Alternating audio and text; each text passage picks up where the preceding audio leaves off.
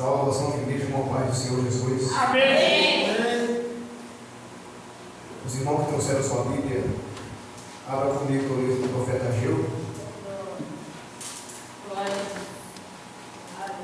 capítulo 2.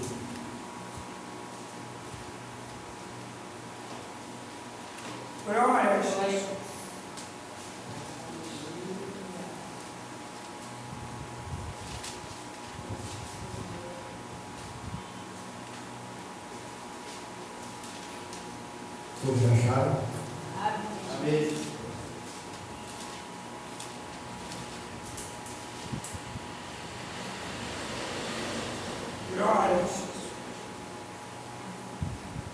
A glória desta última casa será maior do que a primeira, diz o Senhor dos Exércitos.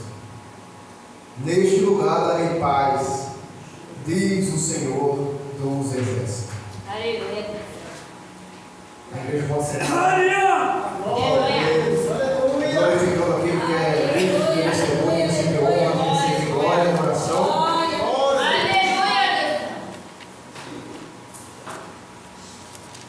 É muito importante quando a gente vem para o culto, a gente se preparar. Porque para a gente receber a nossa promessa é preciso a gente se importar com alguns detalhes. E culto é feito de detalhe. Porque nós viemos cultuar a Deus, o Senhor, mas nós também chegamos diante dele com as nossas queixas, as nossas preocupações. Chegamos diante do Senhor com com as nossas propostas, com nossos projetos. Então é muito importante que a gente venha com essa percepção. A Bíblia fala lá em Provérbio que assim como nós pensamos, assim seremos. Então é importante quando você entrar nessa porta, você já botou na tua cabeça que você já é um vencedor. E Deus te escolheu, que Deus é contigo, Deus te ama, e Ele nos deu mais uma oportunidade. Estamos aqui essa noite, quer dizer que Ele confiou a nós, a mim e a você, mais uma oportunidade. E como Deus confiou a nós mais uma oportunidade, não vamos desperdiçar essa oportunidade que Ele nos deu. Jesus está pregando e a pregação de Jesus dura 3 dias. Hoje dura 2 horas, as pessoas já não aguentam. 3 dias. E as pessoas estavam sem comer, sem beber, ali atrás do seu projeto, do seu propósito, da sua cura, da sua libertação. E o discípulo de Jesus fala para ele: mestre, o Senhor não vai ter pena desse povo que está com a gente há 3 dias? E Jesus, como sempre, a gente como ser humano quer ensinar Jesus a fazer as coisas. E Jesus fala assim: ide e comprai alimento para essas pessoas. Mas era 5.000 pessoas, não teria como aquele discípulo fazer isso. E Jesus falou: não se preocupa, coloca de 50 em 50 e organiza tudo. Jesus pega aquele pão, né, aqueles peixinhos, aqueles pães, e dá graça ao Pai, e aqueles peixinhos e alguns pães se transformam em doce, alimentam 5.000 pessoas, além das crianças e das mulheres, e ainda sobra 12 cestos, que não foi para os apóstolos, não foi para as pessoas que estavam no culto, mas foi para aquele jovem que cedeu os 2 pães e os 5 peixes. Por quê? Porque quando a gente chega diante de Jesus, a gente jamais sairá diante dele com as mãos vazias. E essa é a percepção que a gente tem de ter quando estamos na presença de Deus. De que jamais sairemos da sua presença da mesma forma que somos. Da mesma forma que entramos, que chegamos. A gente nunca sairemos da casa do Senhor, da sua presença, com as mãos vazias. Então, dependendo do nome de Jesus, hoje é a 4ª volta da campanha, que você não sairá daqui com as tuas mãos vazias. Porque o Deus que a irmã pregou aqui em Apocalipse capítulo 5 é o mesmo. É o Deus criador, é o Deus todo-poderoso. E o povo de Deus tem perdido a confiança, tem perdido a percepção de quem é o Deus do qual ela tem falado e tem servido. Então, sendo fiel ao texto, à palavra, à campanha, o ponto central da mensagem do profeta Ageu é uma palavra de exortação. Todo mundo que conhece a história sabe que o povo desobedeceu a Deus, foi cativo para a Babilônia, e após os 70 anos, Deus prometeu para eles que eles sairiam de lá.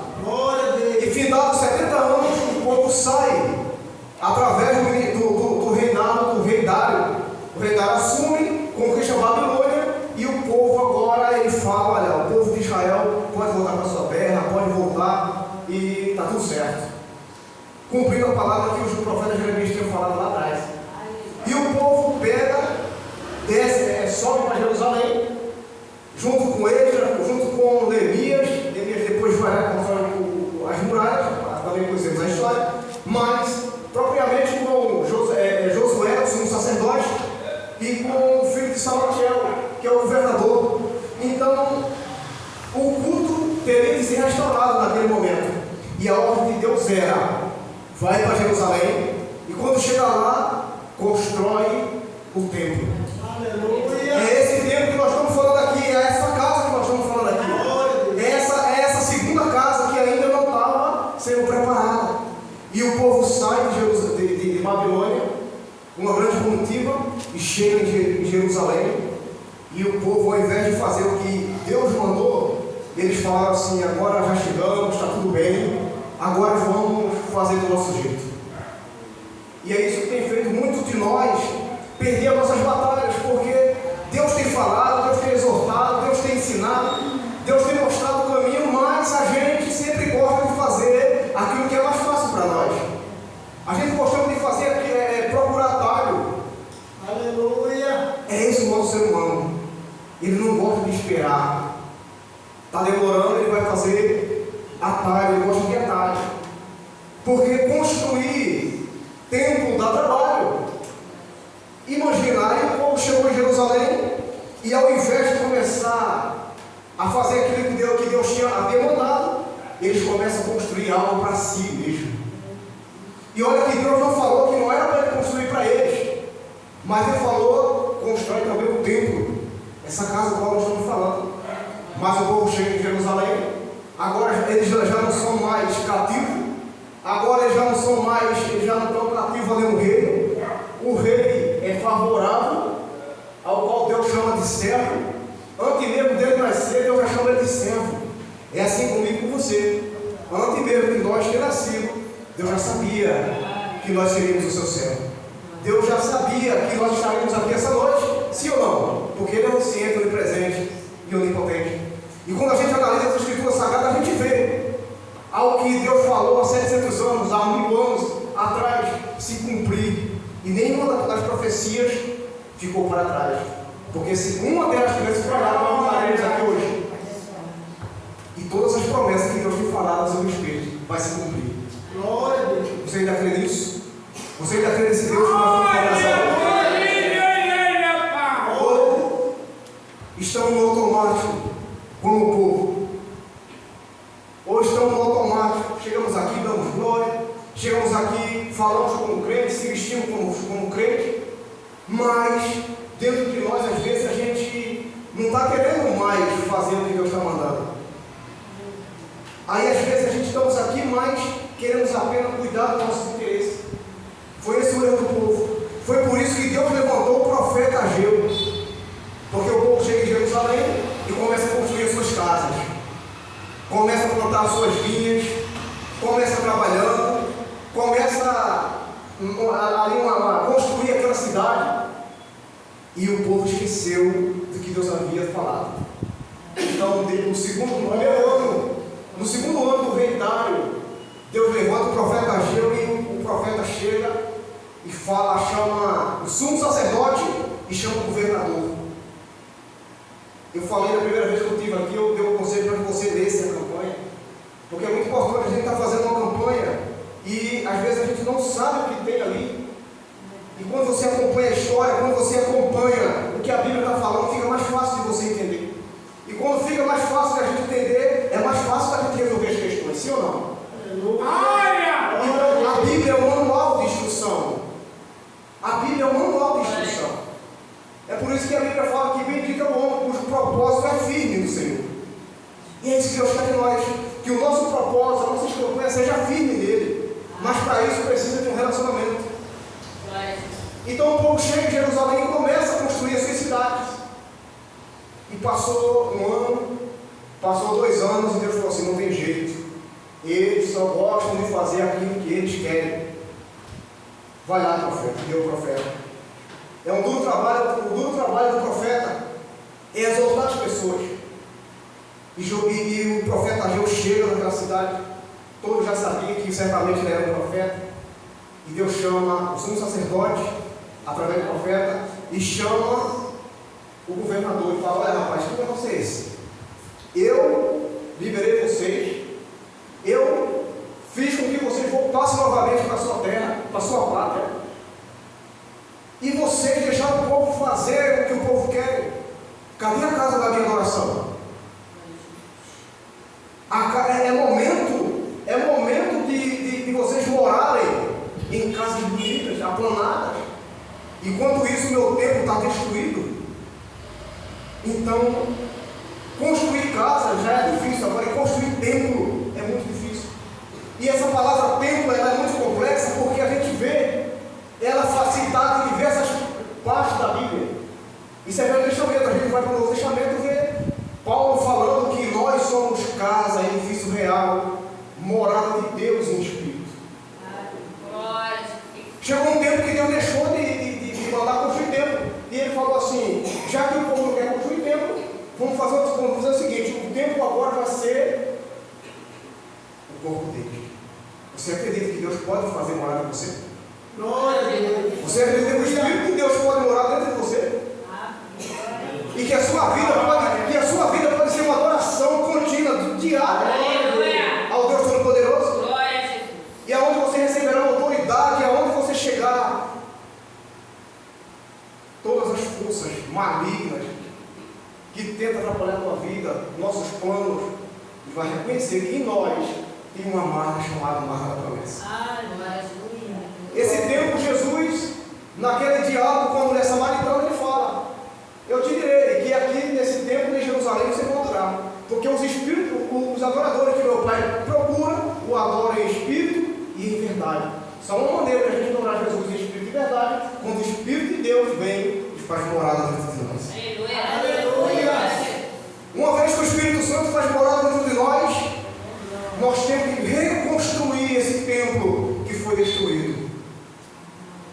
E é assim, a gente chega na presença de Deus com nossos traumas, nossos medos, as nossas dificuldades, com aquilo que passamos na infância, que passamos na nossa vida, com aquele todo sofrimento que a gente acarreta durante a nossa vida nesse mundo que não é fácil, e a gente chega destruído na presença de Deus.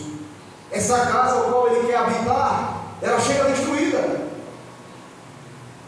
E o trabalho nosso é fazer uma reedificação nessa casa. E isso só acontece quando a gente possa ter um relacionamento com a palavra. Isso só acontece quando a gente possa ter um relacionamento com Deus. Da medida que a gente vai se relacionando com Deus, esse edifício real, ao qual Jesus chama edifício real. Aí a gente olha no espelho e a gente fala: meu Deus, eu sou feio, sou isso, sou aquilo, sou acabado. Fica com pena de si mesmo, aí quer se cortar, entra na depressão, entra um monte de coisa. Porque se a pessoa tivesse a noção de que ela é um edifício real, morada de Deus em espírito, ela ia olhar no espelho diferente. Ela ia olhar no espelho e falar assim: aqui é a marca da promessa. Eu sou escolhido, eu sou um filho de Deus, Deus me escolheu, Deus me chamou. E se Ele me escolheu, Ele é fiel. E se Ele é fiel, eu vou vencer. E todas as coisas somos mais que vencedores. Aleluia. É isso que Deus quer de nós. Que a gente tenha esse posicionamento. O posicionamento que nós somos filhos de Deus. E a gente olha no espelho muitas das vezes querendo nem acordar. Tem dia que a gente não quer nem acordar, se levantar da cama. Fica olhando para as preocupações, para as adversidades. Aí entra o desânimo, entra o cansaço. Porque o pior cansaço não é o físico, é o mental. E nós estamos vivendo uma época tão difícil, de tanta informação, de tudo que é muito rápido.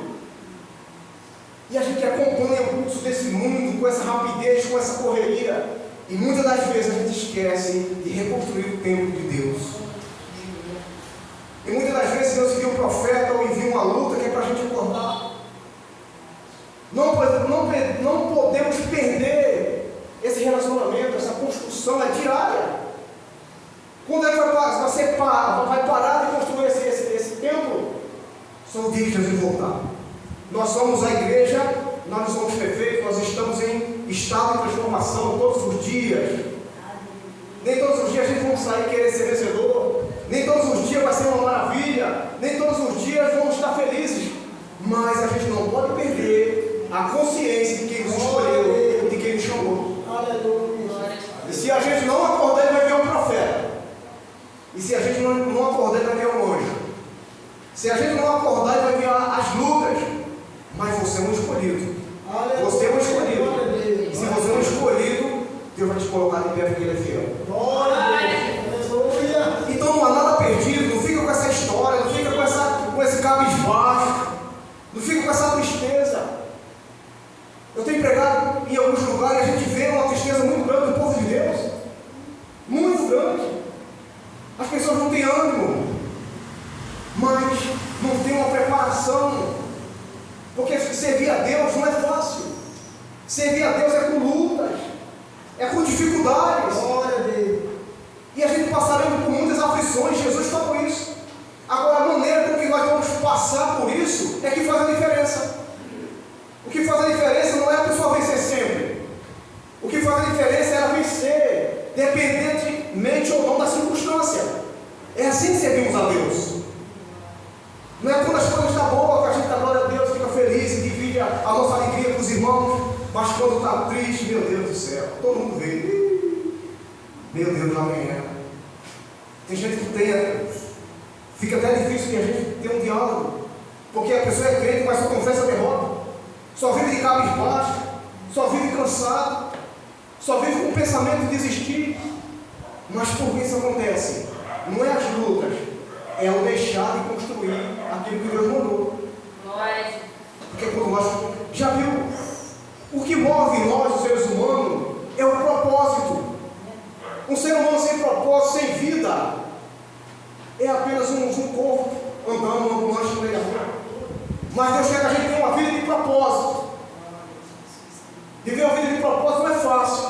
Viver uma vida de propósito, você tem que se esforçar, você tem que buscar, você tem que orar, você tem uma vida de santidade, você tem que adorar a Deus.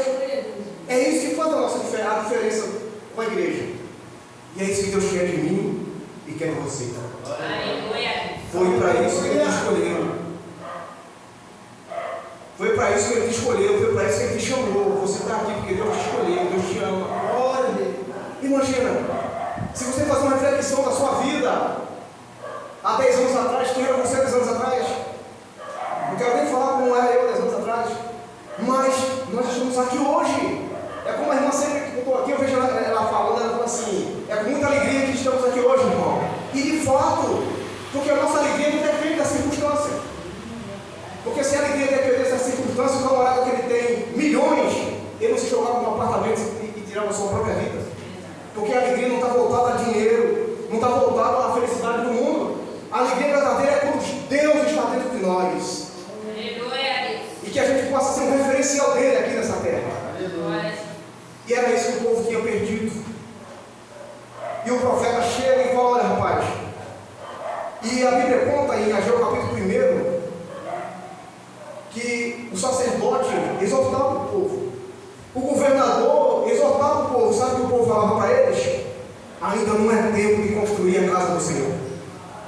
Ainda não é tempo de construir a casa do Senhor. Aí o que é que Deus faz?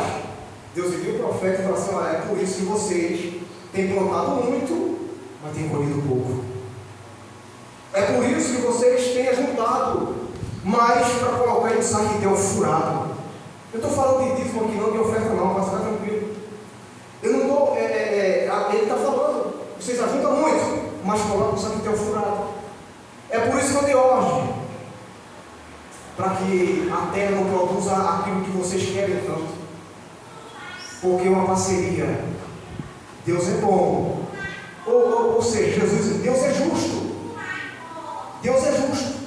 E na sua justiça Ele pratica sobre nós. E se nós andarmos na sua justiça, aí sim as coisas vão acontecer da maneira que nós esperamos. Se nós andássemos na sua justiça. Se nós desviarmos os seus caminhos, o que nós podemos fazer? Não há vida longe de Deus. Não há vida longe de Deus. Não há salvação longe de Deus. Não há prosperidade longe de Deus. Aleluia. Às vezes você pode até pensar, isso é mentira. Não olha para o mundo aí fora quando você passar. Faz uma reflexão do mundo lá fora. Não existe nada. Tudo está ligado a Deus. Toda a nossa história, toda a nossa essência, tudo emana de Deus. E quando a gente não queremos andar conforme Deus quer e fazer aquilo que Ele manda, a gente está se rebelando contra Deus. Agora imagina uma pessoa que se rebela contra Deus, que haverá de bom para a vida dela. Não por conta de Deus, mas por conta das nossas escolhas. Então, o que Deus quer de nós? Deus quer que nós venhamos andar segundo a sua palavra. O que é que Deus tem falado para você nos últimos tempos? Para nós nos últimos tempos? Qual é a reflexão que você tem?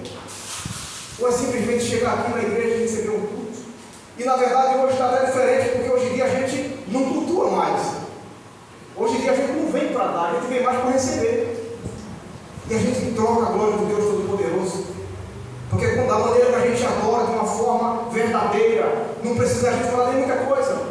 Não precisa nem da gente pedir muito, porque a nossa ação aqui como ser humano, como igreja, ela já tem a condição de abrir os céus e derramar bênçãos sem medida sobre nós. Quem quer que Deus derrama bênçãos sem medidas? Glória a Deus. Aleluia. Deus fala para Abraão. A gente não vê Abraão pedindo muita coisa a Deus, mas a obediência de Abraão tornou ele um homem rico, poderoso e morreu velho, com ditosa velhice. E a Bíblia fala, ele falou com Abraão: Abraão, se tu andar na minha presença, você não vai correr atrás das bênçãos. É as bênçãos que te alcançarão. Amém, igreja? Amém. Você crê nessa palavra? Você quer que esse Deus já está, o poder de Deus já está aqui essa noite? É esse Deus que estamos falando nessa noite. E não tem jeito, Deus exorta o povo. E o povo começa agora, deixa de fazer aquilo que eles queriam fazer, mas porém eles começam questionando a Deus. Se tem uma coisa que nós sabemos fazer é questionar Deus. Questionamos por tudo. E o povo começa falando assim: mas e agora, o que nós fazemos? Construir o templo para trabalho. O templo de Salomão, durou anos, décadas para ser feito. Como é que nós vamos fazer isso agora? Às vezes Deus te mandou fazer algo, você fica perguntando como é que você tem que fazer. Não pergunta o que você tem que fazer, você sabe o que tem que fazer. É só você colocar a tua mão para aquilo que Deus tem falado e Ele mesmo dá a condição de você fazer. Quem acredita que Deus pode dar a condição? É assim. Ele não está olhando para a nossa condição, Ele está mandando a gente fazer. Se eu ficar parado, eu não vou fazer nada. Agora, se eu der um passo, Deus coloca a mão dele e abençoa. A gente vê Deus falando isso com Davi: eu abençoarei. Davi falando para Deus: meu Deus, abençoa o trabalho das minhas mãos. Glória a Deus. Aleluia. Agora, se Davi não coloca as mãos dele, quem é que Deus vai abençoar? Tem que ter uma ação nossa, positiva, uma ação nossa, de consciência de quem nós servimos, uma consciência de quem é o nosso Deus, uma consciência de que Ele é para nós. Aleluia. Ele é o Senhor da nossa vida. Glória a Deus. Ele é o Rei de todo o universo. Ele é o Deus Todo-Poderoso, Glória a Deus. que pega o pobre do pó do mundo e coloca os príncipes. É aquele que cura, que transforma, que liberta, que ressuscita. Deus é poderoso. Agora, para isso acontecer, a gente tem que acreditar que Ele faça isso, porque é questão de fé. Deus respeita a fé, a nossa fé. Se nós não acreditamos, Ele respeita. É por isso que você vai em alguns lugares, eles não acreditam em dom do Espírito Santo. O que Deus pode fazer? Ele deixa que eles não são de Deus porque não acreditam? Não. Mas Deus apenas respeita da forma que eles são. Nós acreditamos que o dom do Espírito Santo está sobre nós. Glória a Deus. Quando a gente fala em línguas estranhas, nós sentimos a presença de Deus, sim ou não? Quando nós profetizamos sobre a palavra de Deus, sim ou não? Aleluia. Deus respeita e atende. Agora, para aquilo que nós queremos, você tem que acreditar que Ele faça. Porque o nome disso se chama fé. A fé é trazer à existência aquilo que não existe. Não existe aonde? Aqui no mundo natural, mas começa a existir dentro de você. Você passa alimentando aquilo e aquilo passa a acontecer na sua vida. Isso é fé. É você olhar para uma pessoa que não está transformada ainda, mas para você, você acredita que já está transformado. Só que às vezes a gente escuta uma palavra dessa e chega em casa, nosso parente ainda não é transformado, mas pela fé, ele já é. Aí a gente chega, o inimigo usa uma situação, a gente chama ele de demoniado, fala que é perturbado, briga. Aí cadê a fé? A fé olha para ele assim, olha, não precisa nem falar, porque a fé é ação de dentro para fora. Na minha mente eu estou vendo ele transformado. E quando você pensa assim, não é pensar positivo não, porque a gente não vivemos no mundo das maravilhas não, mas por isso precisamos de andar por fé. Ou a gente anda por fé ou anda por vista. Você tem andado por fé ou por vista? O povo está olhando por vista. Ah, o templo é difícil, vamos fazer o que para construir esse templo, essa casa aí. E assim, na cabeça do povo, era para construir um templo ainda maior do que o de Salomão. Sabe o que Deus fala? Não interessa o tamanho da casa. Aleluia. Porque eu sou o dono do ouro e sou o dono da prata. Não é para a tua condição, é comigo. Se tu tiver uma parceria comigo, vai dar tudo certo. Eu sou o dono do ouro e sou o dono da prata. Agora Deus fala assim: esforça-te. Esforça-te. Vai. Sobe o monte. Vai buscar madeira, vai buscar algo para construir essa casa. E o povo resolve ir. Aleluia. E quando o templo, essa nova casa, que lemos aqui no capítulo 9, que agora desta última casa será maior do que a primeira, diz o Senhor Jesus. Quando o povo obedeceu a voz de Deus, o novo templo foi edificado e a glória de Deus desceu sobre essa casa. E aquele templo era menor do que o templo de Salomão, de fato. Mas o templo de Salomão sentia e via a presença de Deus. Esse novo, segundo templo, o Filho de Deus passou por dentro dele. Você não entendeu ainda? Nesse novo templo, o Filho de Deus chegou e passou por ele, com carne e com osso. É por isso que ele falou: a glória desta última casa é maior do que a primeira. Então não interessa o teu estado, não interessa como é que está a tua vida, não interessa o que aconteceu, não interessa. É o processo, estado é processo. Essa segunda casa era um processo. Não interessa o que aconteceu na primeira fase da tua vida. Não interessa o que aconteceu. Não interessa o que aconteceu. O que interessa é que a segunda fase vai ser melhor, maior do que a primeira, porque a glória de Deus será sobre ela. Aleluia. E a glória de Deus de fato desceu naquela casa.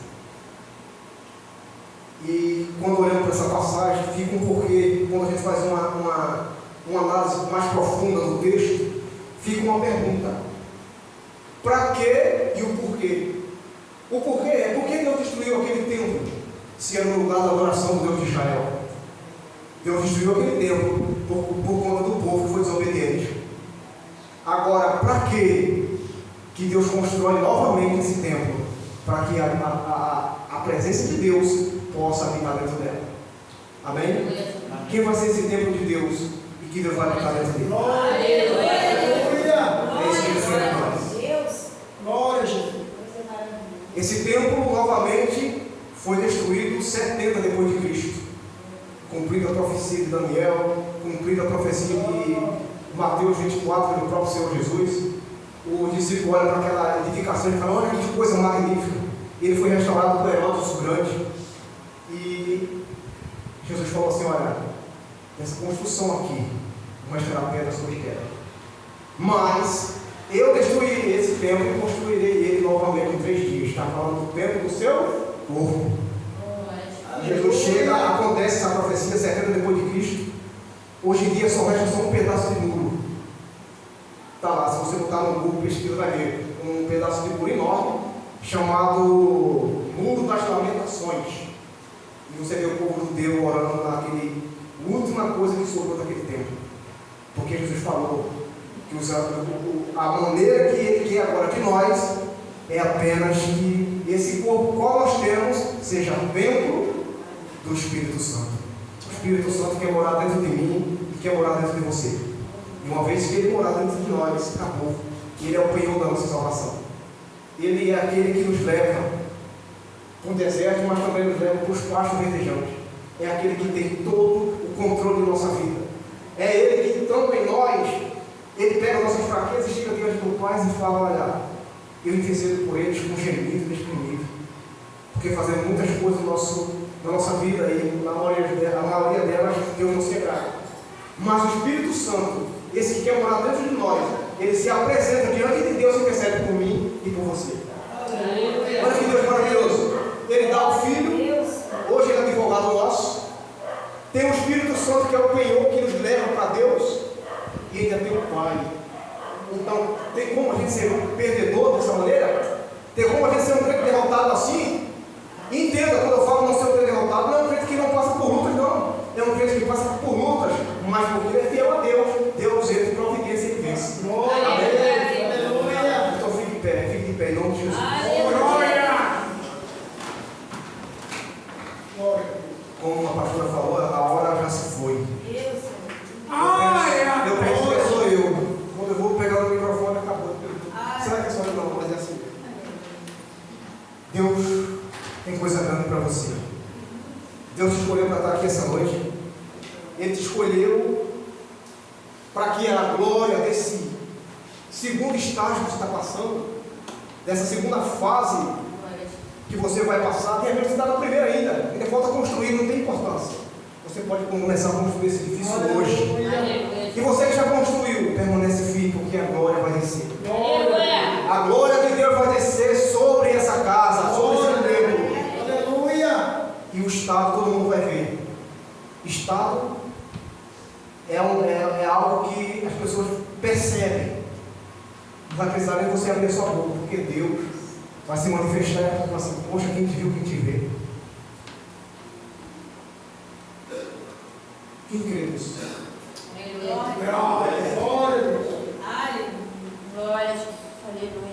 Deus te ama. O amor dele é insondável, infinito. Ele te ama. Se você passou nesta porta, é porque ele te ama. Foi o Espírito Santo que de alguma maneira te incomodou, te trouxe aqui essa noite para te falar: olha, não tem nada perdido. O primeiro estágio não tem importância. A segunda casa, a obra da segunda casa vai ser maior. As vitórias da segunda casa vai ser maior. Quem crê nessa palavra, levanta a sua mão. Glória a Deus. Aleluia. Varão, Deus tem um plano